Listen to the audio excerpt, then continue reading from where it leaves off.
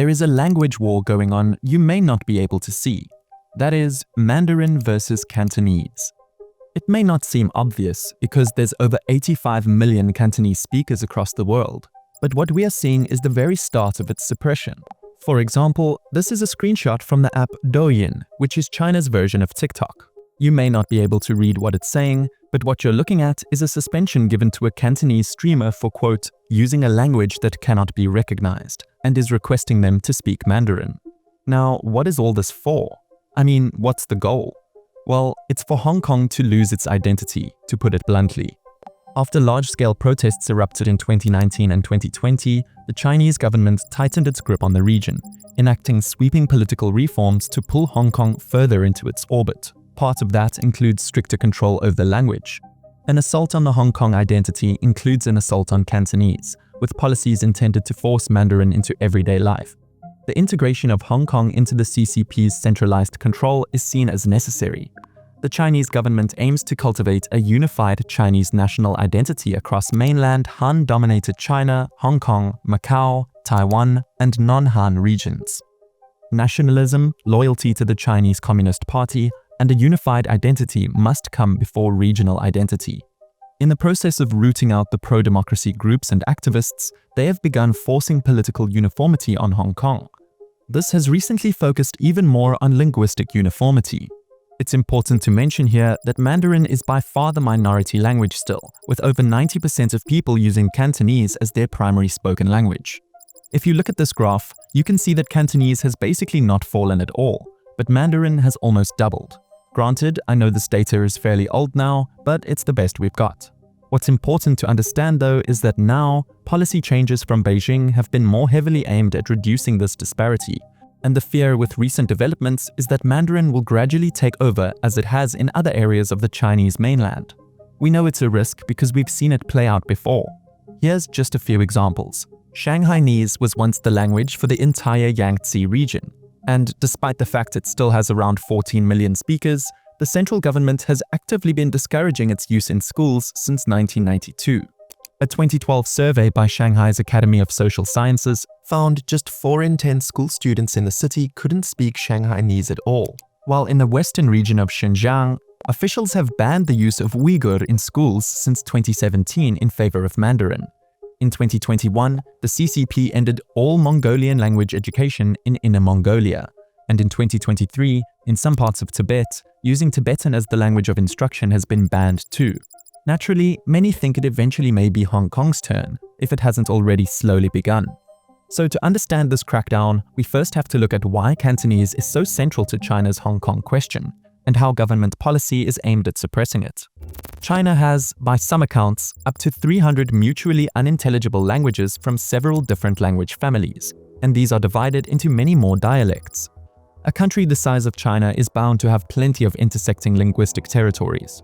Everything from mountains to rivers to deserts will play a role in a language continuum, and China's vast and varied geography made it so that linguistic diversity is the norm. Language is also a fundamental part of identity, whether it be the language itself, the dialect, the accent, or any other linguistic markers. It's essential to understand how intertwined identity and language are. If you are the Chinese government and you want to bind together a country of over 1 billion people, a country consisting of a great number of ethnicities and languages, then pushing everyone under the umbrella of the supermajority Han Chinese allows you to do exactly that. Bring together a really diverse nation under one overarching identity, which is otherwise very difficult. The more homogeneous a society is, the easier it is to avoid internal conflict, establish a national identity, and to promote loyalty to the state. So constructing this concept of an overarching Han identity based on a standardized form of Mandarin, or as it's called in China, Putonghua, meaning common language, is fundamental to the centralized political system in China. But this has obviously come at the expense of other languages, and in turn, their cultures. Like I said before, the Chinese state has regulated language as a strategy of social and ideological control for decades, but has recently been ramping up this process against Cantonese in the past 2 decades or so. In July 2010, Chinese authorities asked the mayor of Guangzhou, a megacity that's the birthplace of Cantonese, to broadcast primarily in Mandarin on their main primetime and news TV programs instead of Cantonese, sparking protests with over 10,000 people. And in 2016, the dystopian film 10 Years, which depicted a Hong Kong that has Mandarin as the dominant language, was reportedly banned from Chinese public screenings at Beijing's behest. Of course, China is not really that unique in doing this. Opposition to any foreign influence, which is often referred to as nativism, is a widespread phenomenon that governments adopt to promote assimilation. In the US during the early parts of the 20th century, many states passed Americanization laws, mandating assimilation amongst the booming immigrant populations, with learning standardized American English typically being the top priority. This is something we've seen happen with Louisiana French, for example. In this case and in the Chinese case, policies are genuinely repressive, aimed at forcing the population into adopting a unified identity, regardless of whether they want to or not. In Hong Kong, natives obviously have a deep connection to their native language of Cantonese. With its distinct grammar and tonal richness, Cantonese has always been part of the literary and artistic tradition of Hong Kong, from opera to film to music like cantopop. In many ways, Cantonese is the distinct symbol of the unique Hong Kong culture and identity. It's their soft power. But to China, this is something they've tried undercutting in a multitude of ways. For example, in 2014, a page on the Education Bureau's website on language learning support was found to have said that Cantonese is a Chinese dialect not considered an official language. Eventually, the Bureau removed the article and apologized for any misunderstanding caused by an ambiguous note on Cantonese. But then in 2018, a former official of the central government's State Language Commission issued an article stating that Hong Kong's official language should be Mandarin, rather than its mother dialect, Cantonese. Now, the problem with this is the demotion of Cantonese from the status of a language to a dialect, especially to one of Mandarin. By marking Cantonese as simply a dialect of Mandarin, or Putonghua, the CCP eliminates a crucial aspect of the Hong Kong identity. This is politically deliberate, of course. Labels have power. It's a political move to both present other languages to the world as dialects in order to create a unified China under one language. And because if they're dialects, then they have a right to control all regions. Think about it too, right? Acknowledging that it's a different language means admitting that they may actually be different people, a Hong Konger instead of a Chinese. And this is obviously not what China wants. They don't just encourage you to identify yourself as Chinese, but impose penalties when you don't.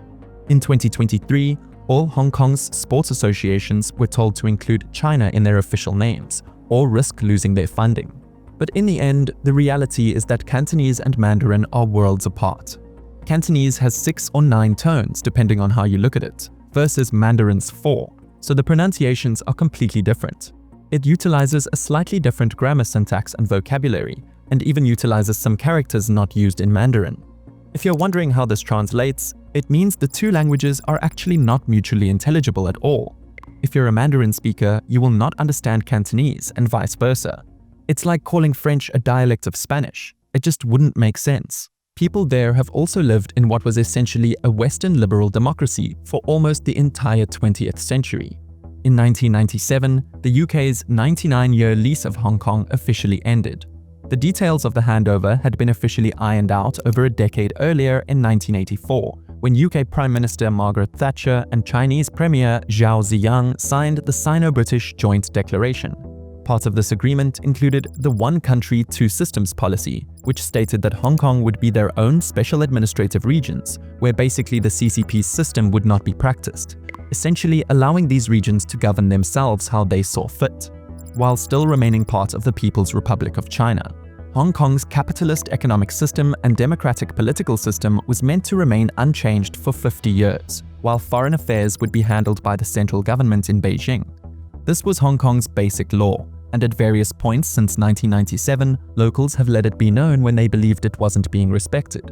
Democracy activists that felt that Hong Kong basic law had been broken, whether it was due to violations of their universal suffrage or other aspects of their autonomy, began protesting. Mass demonstrations occurred in 2014, then again in 2019 after a controversial extradition law sounded the alarm for those fearing the erosion of Hong Kong's legal system. Of course, the alarm had been sounded back in 1984 during the negotiations of the handover, as over 1 million people emigrated between 1984 and 1997, before the handover had even been completed. But for those that remained, Beijing's centralized authoritarian rule began seeping into their lives, leading to these mass protests. In 2020, Beijing passed a new national security law, giving it broad new powers to punish critics and crush dissent, changing Hong Kong life forever and ushering in a new phase of more centralized rule. The 50-year period that China had promised Hong Kong was nowhere near complete. In March 2024, Hong Kong lawmakers passed Article 23, another piece of security legislation that reinforces China's control over the rights and freedoms of the Hong Kong people. Outside of the numerous arrests of journalists and pro-democracy activists and the suppression of free speech, these changes have included a crackdown on the use of the locals' native tongue. It's important to note that Mandarin gained popularity in Hong Kong following the handover in 1997 as the mainland began integrating economically and politically. But in recent years, the changes have been significant. 2021 was the first year that more than half of Hong Kong could speak Mandarin since the handover. It's even finding its way into the government. In January 2022, 3 of the 90 people elected to the Legislative Council of Hong Kong took the oath of office in Mandarin. One of them, Dong Sun, who was elected to be the Secretary for Innovation, Technology and Industry, became the first holder of a Hong Kong ministerial post whose primary language is the standard form of Chinese. The acceleration of Mandarin has been occurring in various parts of everyday Hong Kong life, with perhaps the most important being in the domain of education. Granted, this was always inevitable. I'm not here saying Hong Kong should not be learning any Mandarin, because doing so is extremely economically useful as Hong Kong becomes more integrated with China. But the issue is how it's done. Andrew Lok Hung Chan, an exiled head of a now defunct Hong Kong group that promoted Cantonese, has spoken about how the current trend is the Chinese government wanting to replace Cantonese education with Mandarin, ensuring future generations have less of an attachment to the regional language. This is different from promoting bilingualism with some Mandarin classes. For the most part, schools are allowed to choose their language of instruction, with most choosing Cantonese since it allows their students to flourish by learning through their mother tongue. A shift to Mandarin could mark a huge change for the city if implemented, and there's already reports of schools using Mandarin instead of Cantonese to teach Chinese in Hong Kong. While in Guangdong, there's even been a number of newspaper reports about students in Guangzhou being punished for speaking Cantonese in school and even outside the classroom. One elementary school in the Ueshio district reportedly requires students to speak Mandarin not only in classes but also during their spare time, and threatens to deduct points from their records if they fail to comply. A 2020 report from the Chinese Education Ministry summarized these goals perfectly, where they stressed the importance of, quote, vigorously promoting the common national language and script, building a harmonious language life, and enhancing language and national identity. That vigorous promotion, for many in the Western world, may seem heavy-handed, if not authoritarian, and there is a reason for the aggressive approach to Mandarin promotion. The legal pressure to integrate Mandarin into Hong Kong education came on the heels of the so-called Freedom Generation protests in 2014 and again in 2019. A survey by the Hong Kong Public Research Institute in December 2020 found that among its respondents aged 18 to 29, only 4% considered themselves Chinese nationals. That's a serious issue for Beijing. Mandarin isn't exactly suppressed in Hong Kong, so suppressing Cantonese is basically only necessary for Beijing's policy of promoting a national identity and language. Beyond the educational policies, a natural language shift is also occurring in Hong Kong. A tourism boom occurred after 1997, with mainland Chinese visiting the Guangdong, Hong Kong, Macau Greater Bay Area, meaning tourism-related commerce encouraged some of the increase in Mandarin use. A typical phenomenon seen with natural language shift is the increase in Shuangfei children, which are children born in Hong Kong whose parents are both from the mainland. This increases the number of native Mandarin speakers in the younger generations, which has a significant impact over time. Outside of this natural language shift caused by demographic changes and the education policies we discussed, the prevalence of Mandarin in commerce and government contexts is only going to increase.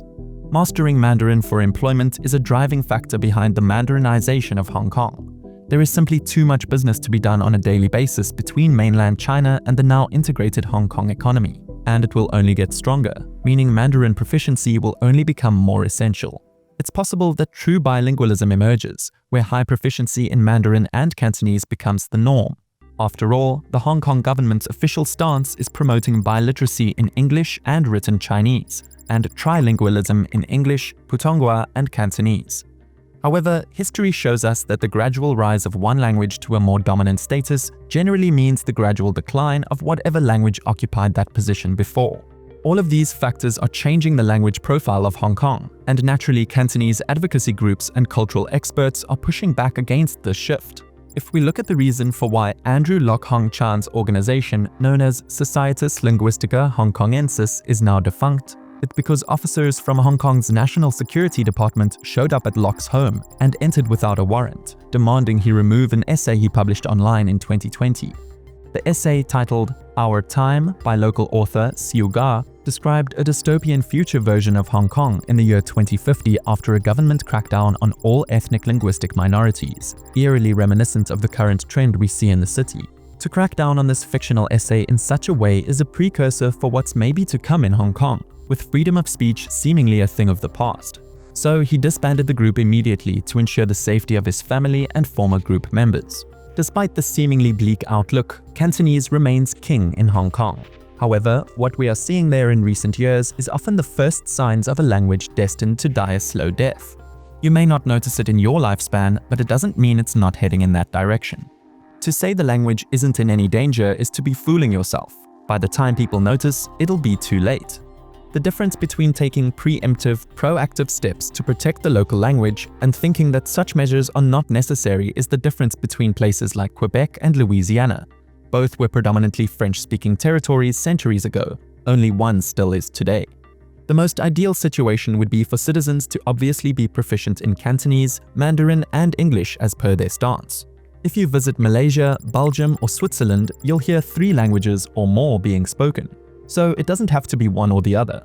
But unfortunately, the issue in Hong Kong seems to be one that is politically driven, so who knows what will come of it in the decades that follow, especially when the one country, two systems policy that enables Hong Kong to function as its own entity officially expires in 2047.